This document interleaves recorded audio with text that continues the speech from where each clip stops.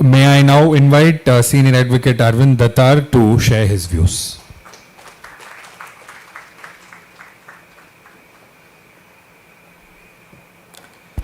Good evening, everybody. Thanks to Shastra for inviting me for the second time to speak at Logical Connect. I'm particularly happy that I'm speaking to a very distinguished audience. I see Justice Nagamuthu here, Justice Prakash, Justice Vaidyanathan. So many of the eminent lawyers are here, my friends. I can't name everybody, pardon me. But it is a pleasure to speak today. As my friend Orgo rightly pointed out, that the unfortunate attack at Pahalgam perhaps underscores more than anything else to forget about the constitution, forget about everything, but always think in terms of a united India.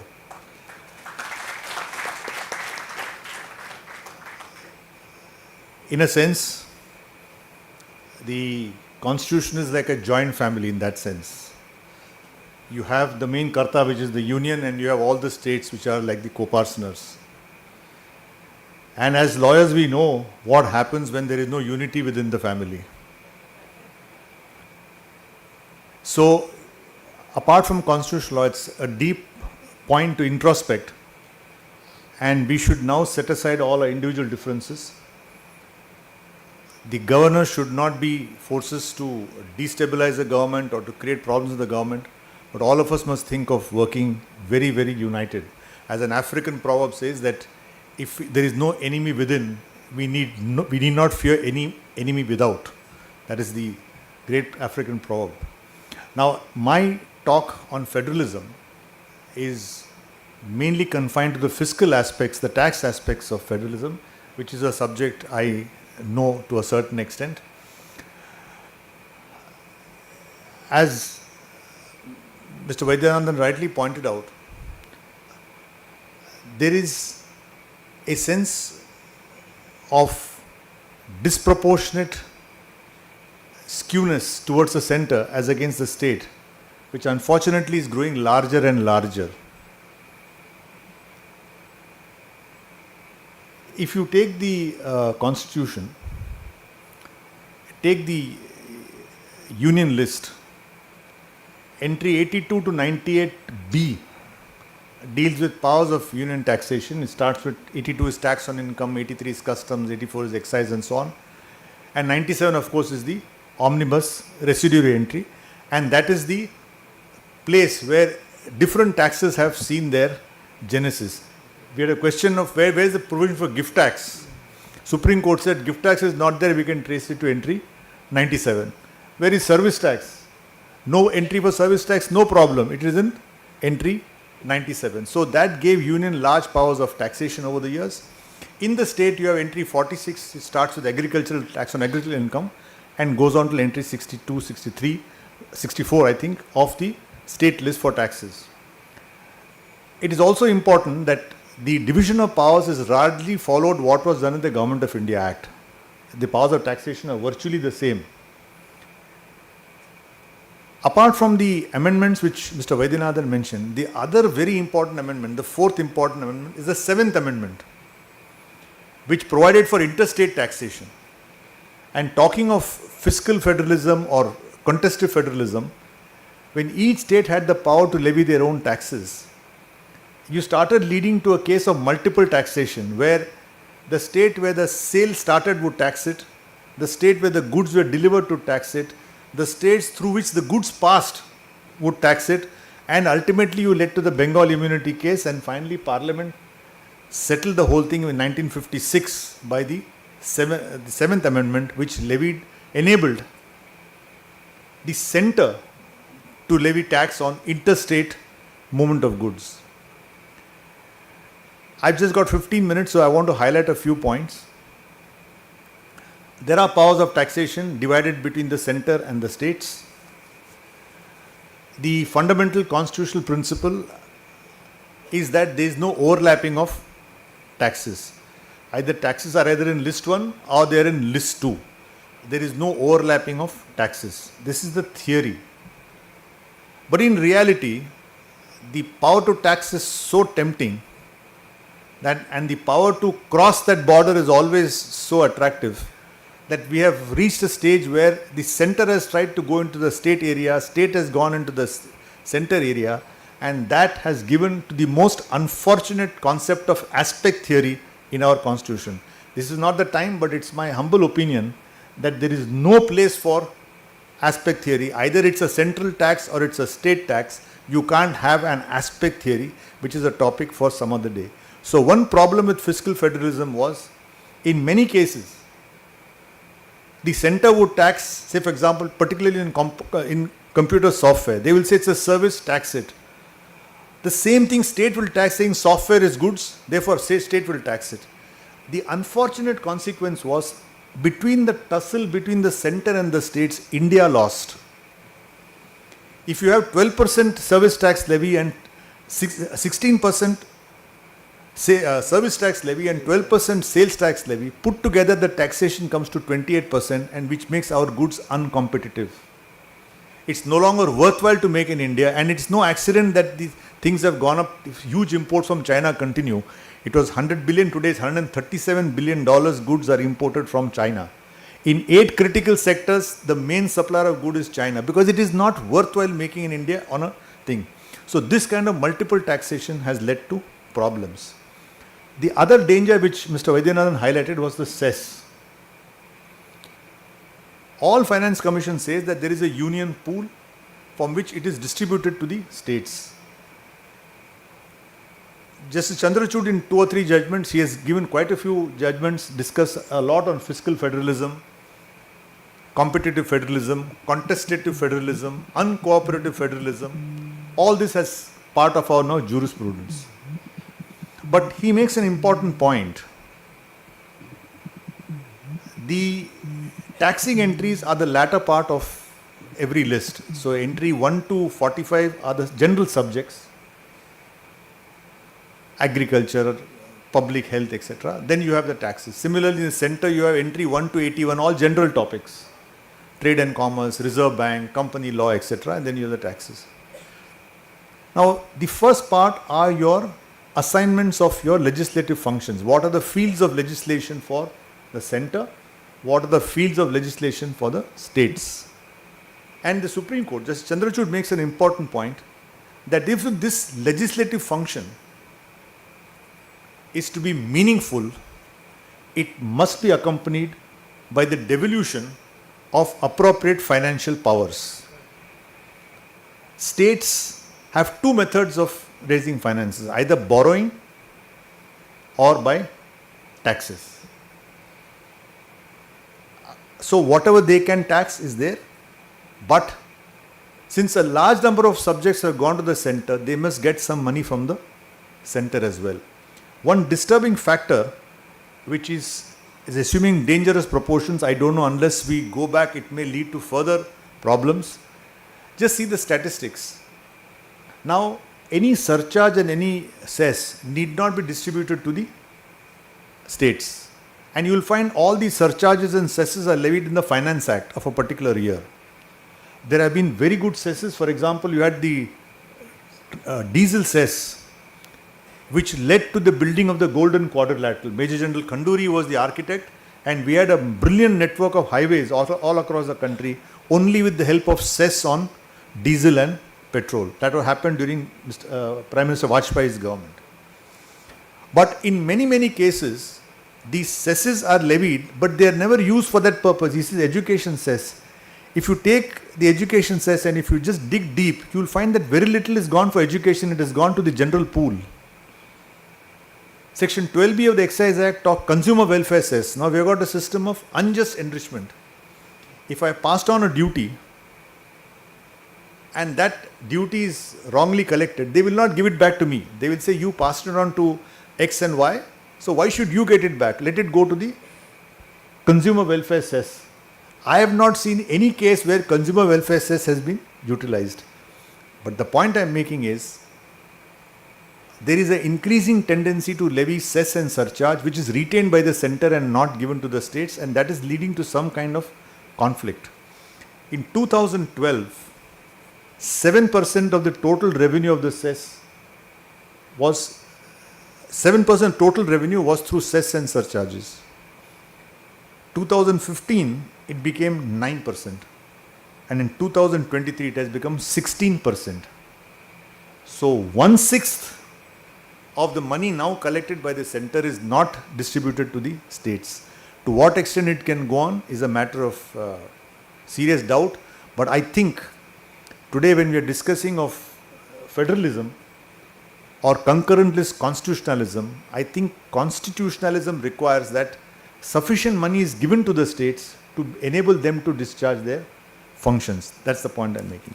Now, just two important judgments which have come recently, which again have, especially the mineral judgment, has led to its own problems. In the mineral judgment, I had the occasion to appear for the private parties. Both the mineral judgment and the liquor judgment overturned earlier rulings of 1990. So judgments of 7 judges given in 1990 were declared to be bad in 2025 or 2024. So after 34 years, the law was reversed. Now in the minerals matter, mining is, the regulation of mines is in the central list. They can regulate mineral activities. But the states have got the duty collected. So in the under the Mines Mineral Development Regulation Act, whatever royalty is collected, whatever cess is collected, is distributed, completely goes to the state. So today, if say a cement company is going to take mine and pay royalty, that challan is collected by the collector and takes to the state. So we argue that the royalty which is being levied is actually, though a central levy, it's a fully state collection. There is no need to give states extra power to tax. Now, Justice Chandrachud speaking for the majority, Justice Nagaratna dissented, it was 8:1. Justice Chandrachud said that fiscal federalism requires the state to have independent powers of taxation. In the concurrent list, there is no tax. So where do they raise money? In the concurrent list, they can only raise fees. They can't levy tax. So he said that because of this skewed thing towards the center, let the states levy their own tax on entry 49. They can levy it without any limit. So today, entry 49, tax on land and buildings, can include tax on land in which there is minerals. So suppose you got 20 acres of land. If it is just barren land, you can levy say 2 rupees an acre. But if that land contains minerals, then the tax can be depending on the quantity of minerals you extract. So now we are faced with the situation, and now the matter is coming up for a review matter now. We are paying, those of us, all of us indirectly ultimately use coal, iron ore is indirectly passed on to us, right? Whether whatever way to steel or fuel or whatever it passed on to us.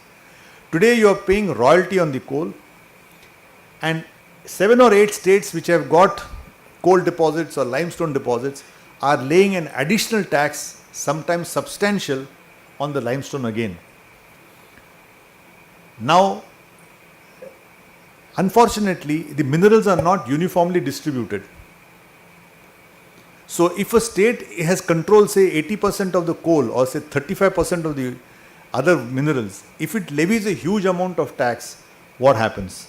That is going to be a question of federalism in the context of fiscal. And what will happen is a practical reality today. The rate given by Tamil Nadu is extremely high, and technically speaking, whatever cement you make today will be completely uncompetitive compared to the other states. So this question of federalism becomes important because to what extent can you levy tax? The Supreme Court says once you have the power, then it's entire parliament legislation. I remember when I was a junior, in my school days, the highest income tax was 97.75%. I think Mr. Vaidyanathan would recollect that day. I was a student, he's slightly older than me. And Mr. Palkiwala had once mentioned, it is easier to earn 3 rupees and not pay tax than to earn 100 rupees and pay the tax. Because if you earn 100 rupees and pay 97.75, you are left with 2 rupees and 25 paise. It is better to earn 3 rupees and you are a richer person. So that's, of course, that's other big source of black money became because it became people automatically started evading tax. So there is no limit to what tax you can pay. So if tomorrow Tamil Nadu says I'm going to levy 100% tax on minerals, nobody can stop it. Now in the context of federalism, how far this can go, and it's indirectly based on concurrent list because it is not only between the center and the states, what about the competition amongst the states? That is also a point which we have to ascertain. Now let's come to liquor and I'll just finish. Just tell me when I finish. How much time is it? I'll just mention about the liquor point. It's a very interesting case. Entry 8 of list 2 talks of intoxicating liquor. If you take entry 33 of the concurrent list, trade and commerce can be regulated by concurrent list. So your Essential Commodities Act, all your cement control order, your rationing, everything is under entry 33 of list 3. Now alcohol industry also is a regulated industry. What happened was, now it's intoxicating liquor. It's very interesting, intoxicating liquor, and we had a huge discussion of what is liquor, what is intoxicating and so on. So it was a very, literally a spirited debate in the Supreme Court. Now this is interesting, especially as we come to 7 o'clock, it's better to speak of spirits. So and I'll conclude with that. Liquor is nothing but C2H5OH, ethyl alcohol. All of us have studied in college. Ethyl alcohol is basically liquor. Now it can come from corn or it can come from molasses, and in some cases it comes from other vegetables etc. in Europe. But today in India 99% is molasses based. Now that molasses based liquor is rectified and it's called rectified spirit, which is nothing but alcohol, ethyl alcohol of 95% purity. It can go up to 99%. That is intoxicating liquor because it can cause a phenomenon of intoxication, of inebriation. You can do it. So 95% you dilute it and you can do it. And in the course of our research, thanks to ChatGPT and Perplexity, we found that in Russia, certain vodkas have got 84% alcohol. Can you imagine what happens to your body? But that is, in India, not more than 43% is allowed. So that was the point. Now, there is something called denaturing. And why it is denaturing? Because it has got a tax aspect. Alcohol is the biggest source of income from states. And as we go to other things, GST, etc., is becoming more and more important. So alcohol is 300% duty. But alcohol is an extremely important raw material for various industries. Paints, varnishes, waxes, so many things. Alcohol is extremely important. So if you put 300% duty, industries will shut down, it will not work. Now what you do is you add what is called a denaturant. So if you add, and it's just 1%, 2%, if you add a denaturant, they say unfit for human consumption. So the controversy was, if you add a denaturant, it is unfit for human consumption. So the center said, state cannot touch it now, we will take it over. The short point was between the center and the state, by adding a denaturant, does it cease to be intoxicating liquor? What is the question of this issue of liquor? And we argued successfully. In this case, I appeared for state of UP and state of Tamil Nadu, and we succeeded by saying that as far as denaturant is concerned, there is a schedule of denaturants. If it has to go for varnish, you have to add this chemical. If you have to go for this, you have to add this chemical. Now, why do people die in these huge tragedies? If the denaturant is methyl alcohol, which is CH3OH, it leads to blindness and death. All other denaturants, you can drink the alcohol, you will get nauseated, you will vomit, but you will not die. But if it is denaturant, so what happens is when this denatured spirit is cleared from the factory, it is sometimes siphoned off by the illegal persons, and the poor man doesn't know that he is selling something with methyl alcohol, and that's how you have liquor tragedies coming from time to time.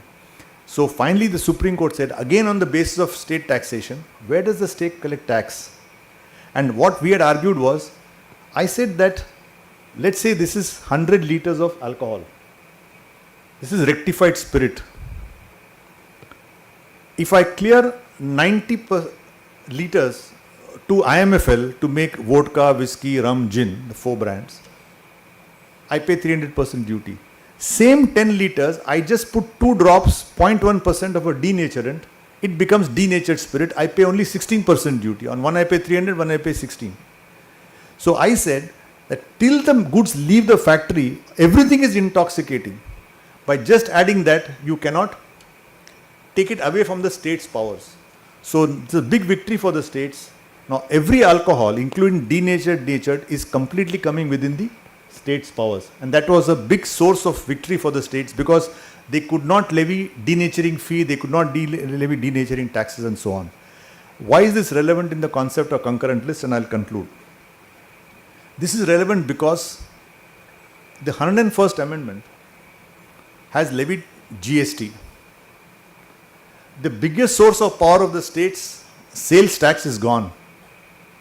You surrendered it, and as Mr. Vaidyanathan rightly pointed out, it is a tribute to our Parliament and our state governments from 1st July 2017 till 25th April 2025. All the states and the centre have uniformly cooperated in the GST Council. It's a phenomenal thing which we should not take for granted. But Justice Chandrachud has issued a slight warning. The unique feature of GST, it is a concurrent tax. There was a debate. No list 1, 2, 3 refers to GST. It is only referred to in 246A. Parliament and the states can levy a tax on goods and services. So this is one tax which both the states and the centre can levy. Now the argument of the union was that if the GST Council recommends something, then the state's power is gone. That concurrent power is gone. We argued that no, 246A say that the centre and the states can levy tax. Today, ladies and gentlemen, technically speaking, if Tamil Nadu or Maharashtra or something wants to have a separate amendment and their own GST, nobody can stop it. Technically speaking. And why do I say this? That's why I said it's a great compliment to all of us that we are still so united in the most important things. That's why great strength that any kind of attack we can still withstand and we can meet anybody. That's my personal belief. But coming to this judgment of Chandrachud, and I'll finish. He said, and this is very important, GST is a concurrent tax.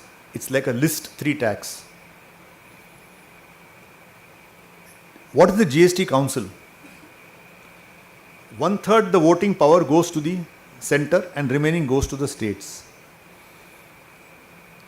So state has got overwhelming power. 28 states have 2/3 the power and one central government has 1/3 the power, 33% power. So technically speaking, they can virtually veto any law which the state can make under the GST Council. But what the Supreme Court held was, GST Council's power does not take away the state legislature's power to make laws. State legislature is sovereign, it is supreme. Even today, the state legislature can make a law overriding what the GST Council does. But they put a caveat. Whatever GST Council says is binding on all subordinate legislations. So no notification, no regulation, no rule can be contrary to the GST Council mandate, but each state's legislative power is still supreme. And that's where he said there is cooperative federalism, there is contestative federalism, and there is uncontestative federalism. And he says this opposition between the centre and the states is a froth which is useful for democracy. And there's a wonderful article in Yale Law Journal on which he has also based this topic. And finally, I'll conclude with what Mr. Vaidyanathan said. He mentioned about the Panchayat Raj. When I was preparing for this lecture, I said we talk of federalism in the context of center and the states. We should also talk of an intra-state federalism, the state government and the panchayats and the municipality. That also has to be a joint effort. You know, The Economist had a very good article on India about 3 months ago. Very interesting. I was in the US sometime back during Christmas, and while discussing with people, I found that the county where my relative lives, that county decides the schools, decides the police, decides everything. The mayor of the town is a very, very important person. Today we don't know whether there is a mayor or not a mayor in the Tamil Nadu government, because it has no power at all, except wearing a robe and you can get one color photo in the Hindu once a year. There is no power. But the Economist makes a point that only 8% of the salary government employees are at the federal level, more than 90% are at the county, district and state levels. In India it is just the reverse. As he mentioned, Schedule 11 under 243G and Schedule 12 under 243W are dead letters. I think if they can really devolve powers on the panchayats and municipalities, it will make the panchayats and municipalities strong, that will make the state strong, and eventually that will make India strong. Because ultimately, what is India but a federation of states? If you have strong states, then the aggregate of all strong states will ultimately lead to a strong India. So with these thoughts, I thank the Shastra for inviting me here. And as far as concurrent list is concerned, I would submit that whether it is list 1, list 2, list 3, if you put India first, then all the problem is solved. Like the concluding part of this judgment of the governor, Justice Pardiwala quotes Ambedkar and says, you can have the best law, but if the people are vile, that constitution is of no use. You can have a bad constitution, but if you have good people running it, it will still be a good thing. We have a great constitution, and I'm sure that we should also all get together and become a strong nation. Thank you so much.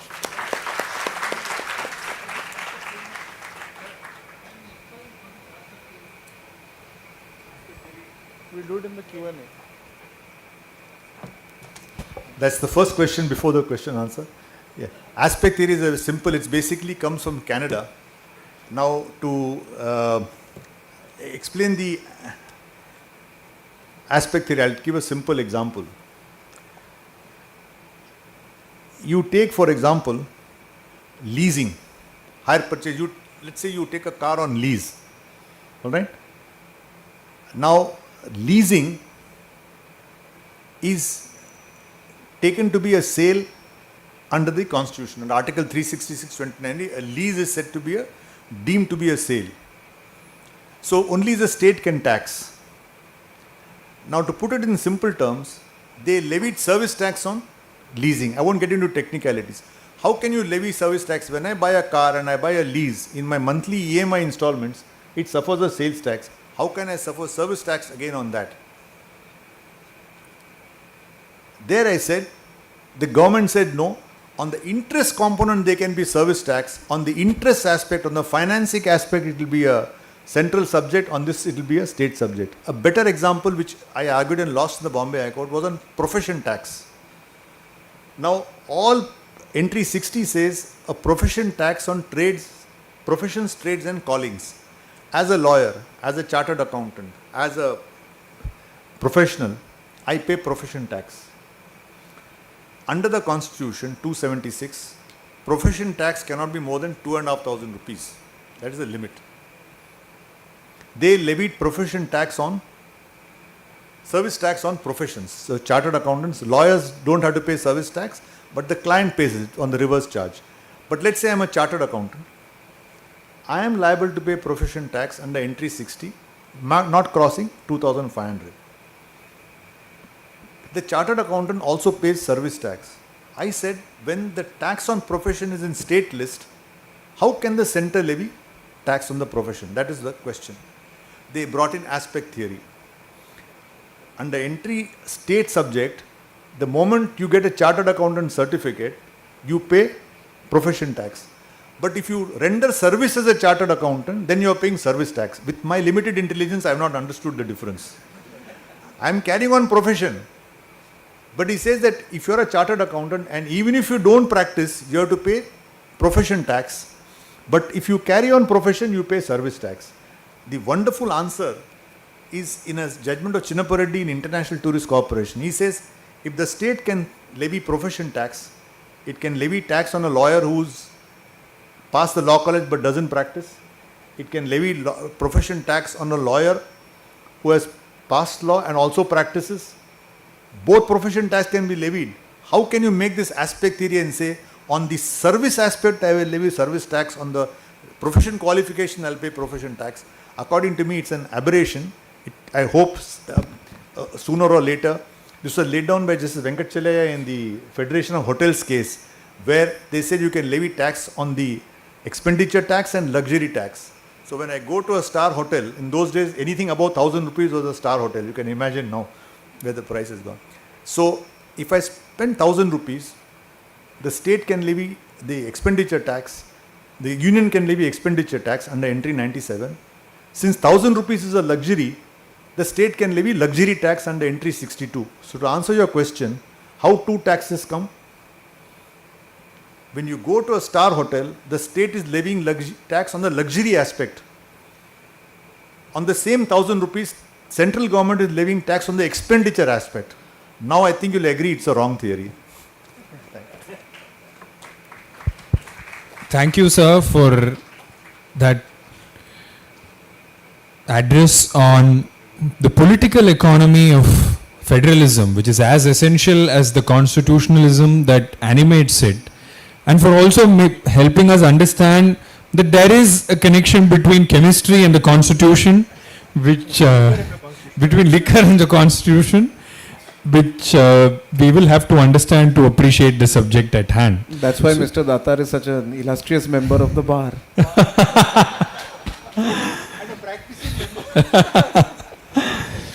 So I think we are just in time for the question and answer session.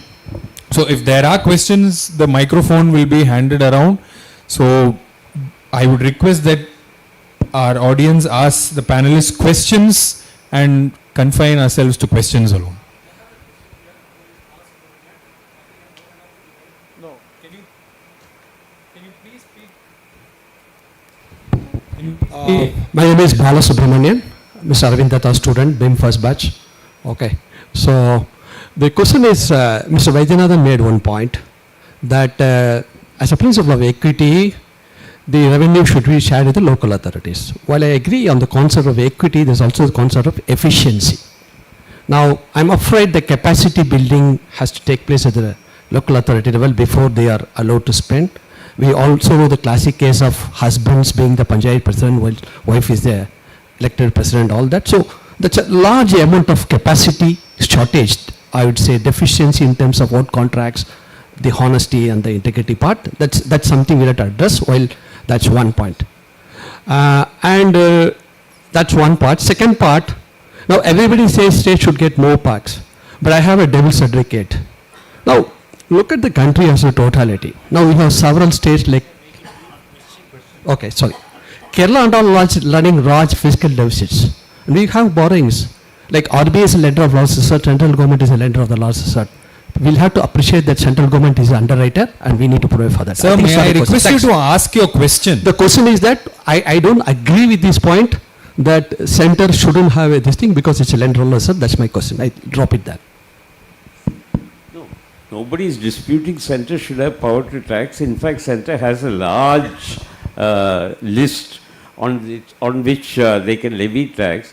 Question is when you have certain agreement based on which the GST was evolved, and if you then levy cesses and surcharges which are not thereafter shared, then it is a breach of the very faith and trust based on which the unanimity was arrived at for the purpose of pulling everybody's power of taxation and vesting it in one central authority.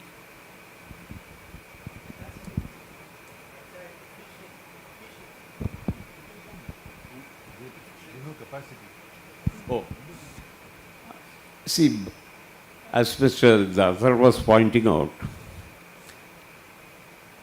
cesses when they are levied for a particular purpose and used for that purpose, nobody will quarrel. Quadrilateral roads were arrived at. Education cess. Now, it was intended when right to education was made a part of the Constitution, and then education cess was carved out. Today, what is happening?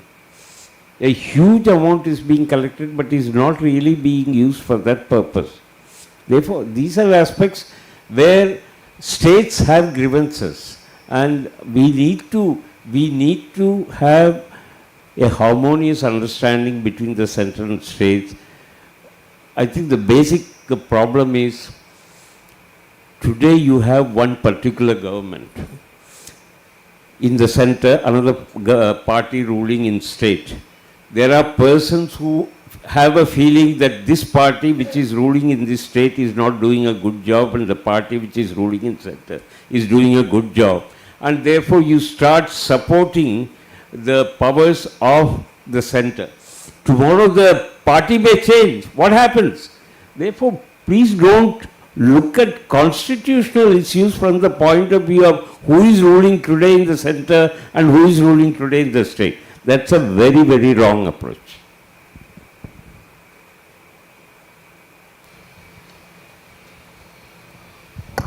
Good evening. I am Lakshmi Narayanan. My question is to Mr. Argya Sen. So you were telling about, I think whatever your presentation is based on, the current political context of a very strong central government, which has got a very good majority in the last 10 years. But don't you think it would be different when you look at the context of the 1990s and the 2000s, when India was run by government through coalition, where you had a situation where the regional parties were very demanding with the central government? Would the situation be different? How do you see that? So I Thank you. echo the thought that Mr. Vaidyanathan just had, is that we shouldn't look at constitutional interpretation on the basis of either who is in power or the type of government that is in power. Because the fact is, you're absolutely right, that the entire system of India's governance is based on a system of checks and balances. So if there is a general sentiment that constitutional law and law abhors a vacuum. So if there is a strong center, then in that case, as in, we will have to ensure that the state governments are also in a position that they can carry on their actions without being completely trampled by the center. So actually at this point of time, where there is a strong center for the last 10 years, that is exactly the time when the constitution and the constitutional provisions are being interpreted, like it was in this case of the state of Tamil Nadu, in a way that preserves this balance, so that the center's powers do not become even more. If we look at the case of the 1990s, when Chandrasekhar and Devegowda and Inder Gujral and so on were prime minister, and we had a center that was not as strong, then the constitution is flexible enough to be interpreted in a manner that the states do not ride roughshod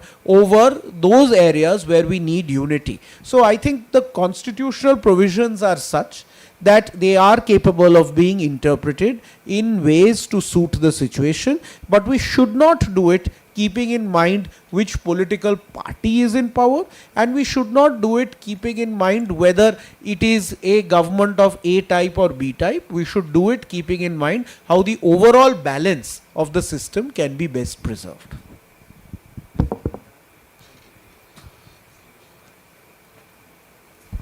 This is a slightly different question to this distinguished panel. We have seen about various cesses being levied and surcharges being levied but not utilized for that purpose. Would it be a good suggestion to see that Mr. Vaidyanathan said very rightly, justice delayed is justice denied. A lot of pendency in the courts are there. It's very, very alarming. So can there be a cess for a speedy justice, and the center and state can work together? There is no dearth of law jurists in the country. Law students have been there. Brilliant students are coming out every year after year. You have a standing example there on the panel there. So we have a lot of potential for reducing the pendency on the cases, sir. And that will unlock a lot of productive resources. Thank you, sir. Thank you. I'll only say one thing. I mean, this is a very interesting suggestion, but it certainly can be considered. But there's only one issue that I have with it, is that the problem as to why our courts are functioning slowly is really not a problem of allocation of sufficient money. So if you look at the central government's allocation under the centrally sponsored scheme on justice, the Ministry of Justice has allocated 7,900 crores. This was about maybe one year back in that financial year. So the amount is sufficient. What actually the problem was is that there is an inability of high courts to spend that amount. If you look at the utilization of that amount is 60%, and it's not the fault of the high courts. There's a very complicated mechanism by which this money comes from the union to the state. There has to be an allocation made by the state. So actually the issue is really not more money, which Cess would solve. The issue is actually of efficient utilization. And just one more point, because you made this point on Cess, I think, sir, to your point, the fact is that these cesses are not cesses in a technical sense, because the idea of what makes a cess and a tax is that the cess is for a specified purpose, has to be accounted for that purpose, has to be used for that purpose. And the fact is that the education says, even our accounts don't say actually, even the CAG's accounts don't say actually where it is going. In fact, the CAG has given reports saying that this is not a cess. There was a Krishi Kalyan cess that had been used. You know, this is just general purpose, because GST has happened, union revenue is coming down, so to bolster union revenue, this is happening. So actually, I think there is a constitutional case here to be fought as to whether this cess is actually a cess, or these are all colorable exercises of power. I want to respond. See, Section 138 was introduced in the Negotiable Instruments Act. Check bouncing. Overnight, 50 lakh cases were added to the criminal courts. Even today, 35 lakh cases are pending in regard to making it a criminal offense when the check bounces. This is a pure and simple case of a civil suit or for mediation. No, absolutely thoughtless legislation, according to me. What is the impact it will have on the courts was not assessed at all. No, one. Second, you talked about people have cartoons today in regard to Justice Pardiwala's judgment on governor's assent, fixing a time limit and saying, who is giving this direction? Courts which have huge pendency. Has anybody asked the governments, the legislatures, including the state legislature, why is it that there are only 14 judges per million when 30 years ago the recommendation was there should be 50 judges per million? I mean, these are the questions which need to be considered before we make this kind of criticism about judicial disposal. I just wanted to tell you, many years ago, the Singapore government website said that law is the 7th biggest source of the Singapore GDP. I always felt that there is so much employment potential, so much contribution to the GDP, if only we fill up the vacancies. Now, for example, if you go to consumer courts across the country, vacancies are huge. High Court, 40% vacancies, tribunals vacancies.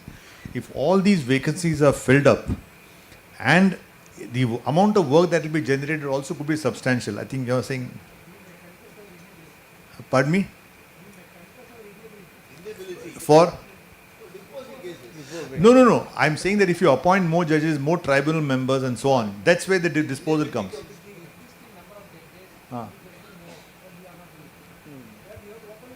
Yes. No, one is the individual efficiency, one is the other thing. The other thing I'll tell you, people always talk about danger, delay. It's very easy. But if you go to the Supreme Court, it's one of the best websites, the National Judicial Grid, you will find that 74% cases are disposed of in the 5 years. It's only remaining 25% which get delayed. And as usual in the newspaper, like they said, no, if dog bites a man, it's not news, but if a man bites a dog, it becomes news. So suddenly you get a news that 30-year case is pending, something filed in 65. It's a real aberration. So I'm not saying that the judicial system is nice. And one more thing you remember, talk of arrears. Nobody says, out of the total arrears in the high courts, 53%, because we are doing the PIL for Lok Prahari matter in the Supreme Court. Unfortunately, Justice Kaul retired. 52.5% of the arrears in the high courts are only in 4 states: Calcutta, Madras, Allahabad, and Bombay. No, 4 states. Out of the cases pending in the district judiciary, 56% are only in 5 states. So it is completely skewed. So it's a larger problem which has to be addressed. I think Justice Nagamuthu would like to say something, please. No, I have got slightly different views. Sir. Sir, we are responsible to the litigant public and to the nation. We are still having suits of the year 1970, 1980, 2000 pending. Second appeal, sir. Are we not responsible? So we have to confess to this august audience that we are incapable. I can say this. I won't say I won't take such a radical view that we are incapable. No, I I'll tell you think one more thing, just one point. He can afford to say, but not you people. We are all you judges and we're lawyers, so don't worry. No, fortunately, the people still have the confidence in the judiciary the most, Yes. compared to executive and legislature. Absolutely. Yes, there are problems, there are aberrations, but fortunately, why do they rush to court? They want justice. They are willing to wait and then get justice. Correct. Yes, we need to amend. We are still following the old systems of procedure. Unfortunately, we have not been able to. Now, mediation. When the Civil Procedure Code was amended, Section 89 was introduced. Conciliation and mediation should have been tried. How many judges in the original side are actually directing mandatory mediation? Even after the Commercial Courts Act has prescribed that you shall not file a suit before going in for mediation, every suit is filed in commercial court with an application for dispensing with mediation. Why? Because they need urgent retrieve order. This is a bogus claim. 90% of such applications should be rejected and they should be asked for go in for mediation. It's not being done because the judges, I think they need to, the mindset will have to be changed, they have to be retrained. Correct. Sir, let us also talk of the National Lok Adalat. National Lok Adalat that we are organizing. So in periodical we are doing it. Huh? Mega Lok Adalat. Mega Lok Adalat. What is happening actually? People may not know, but we know as to what is happening there. So we see in newspapers that today in the National Lok Adalat, this many number of cases were disposed of. Is it real? Sir, I tell you what is happening. So if National Lok Adalat or any Lok Adalat is arranged, the police people are asked to go and book all traffic cases. All these traffic cases on one single day, fine amount will be collected. We will say today, in this in Madras alone, 25,000 cases were disposed of. What are those cases? How many civil suits you were able to dispose of? How many criminal cases you were able to dispose of? All these motor petty cases. We are cheating the people by saying that we are conducting Lok Adalat, we are disposing of thousands and lakhs of cases. What are the people may not know. We know it. Thank you. No, actually, the larger problem now that you mentioned, and in the light of what Orgo said, if one Supreme Court says governor has to finish in 3 months, there's a national uproar. Supreme Court is overreaching, you're not doing your constitutional duty. But nobody tells the government, where is the education cess going? Where is this cess going? That nobody questions. If you question, then there is judicial overreach. That's also a short point. And one thing I leave it to the audience, in National Judicial Academy, Justice S.B. Sinha, one of our fine judges, he was telling us that, look, we talk of arrears in India. He said the danger is not the pending cases. In India, because access to justice is so poor, the number of filings is just 15 per 100,000. In a place like Singapore, it is 88 per 1 lakh. So just imagine if you go, then what our arrears will be.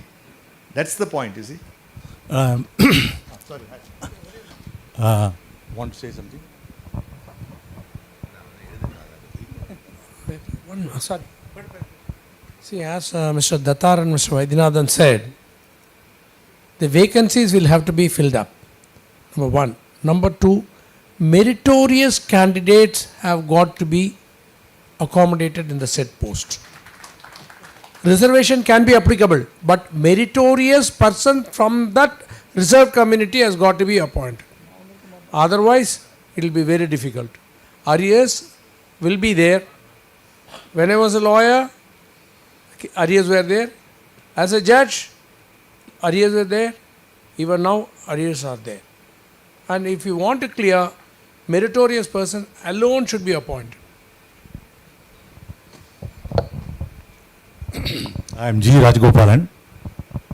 I thought today topic is on account of the governance issue, but we have not talked much about it. No, I just want, because, this is relevant because my friend also mentioned about the action of the governor.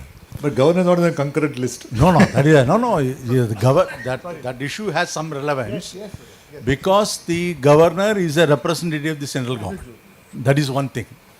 If you go by the definition in the Constitution, the state legislature means the governor and the house. So therefore, the governor cannot be diverged from the house.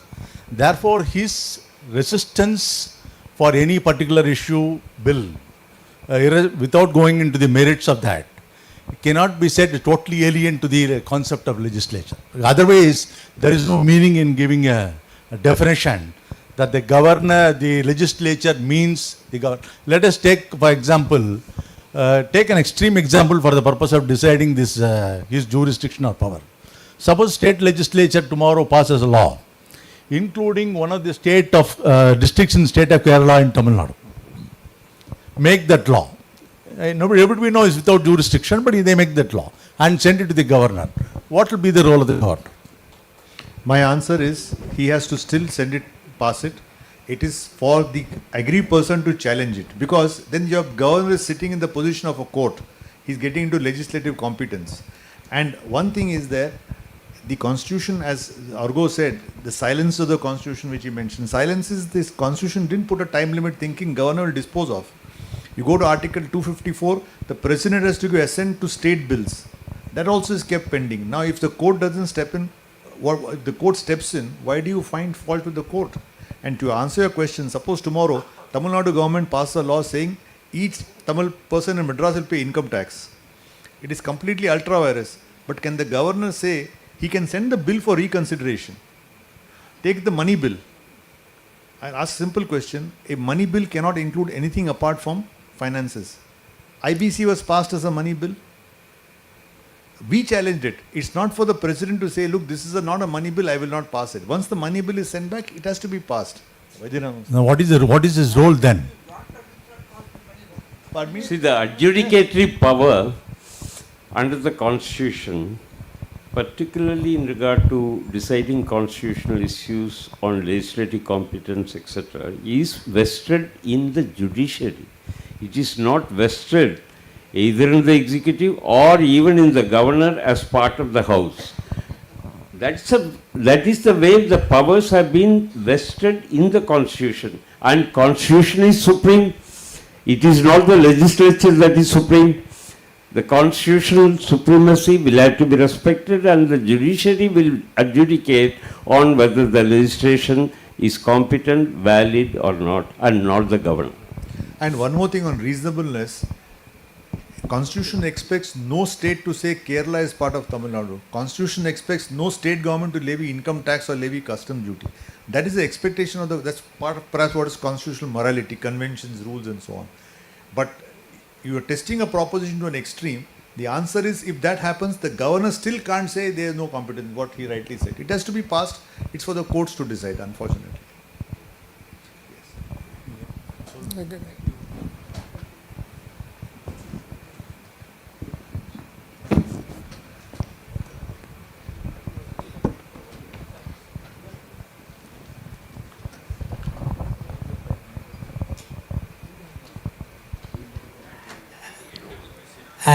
I am Natarajan. we'll have it off the floor due to paucity of time.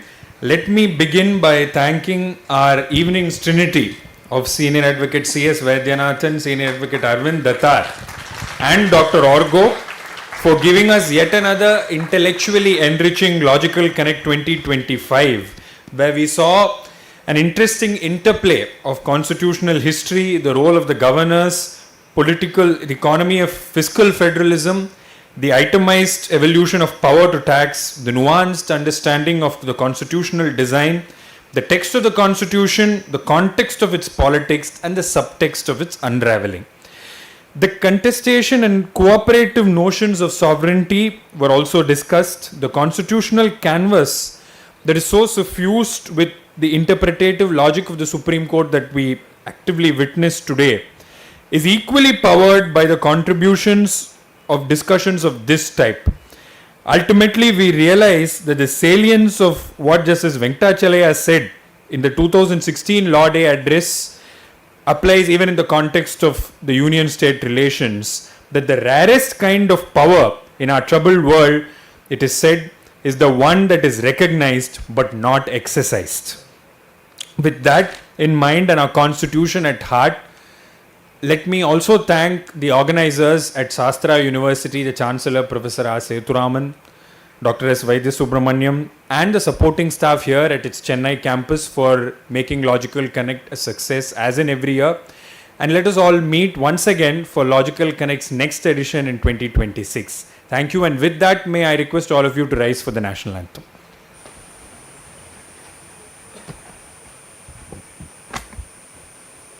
जनगण मन अधिनायक जय हे भारत भाग्य विधाता पंजाब सिंध गुजरात मराठा द्राविड उत्कल वंगा विंध्य हिमाचल यमुना गंगा उच्चल जलधि तरंगा तव शुभ नामे जागे तव शुभ आशीष मागे गाहे तव जय गाता जनगण मंगलदायक जय हे भारत भाग्य विधाता जय हे जय हे जय हे जय जय जय जय हे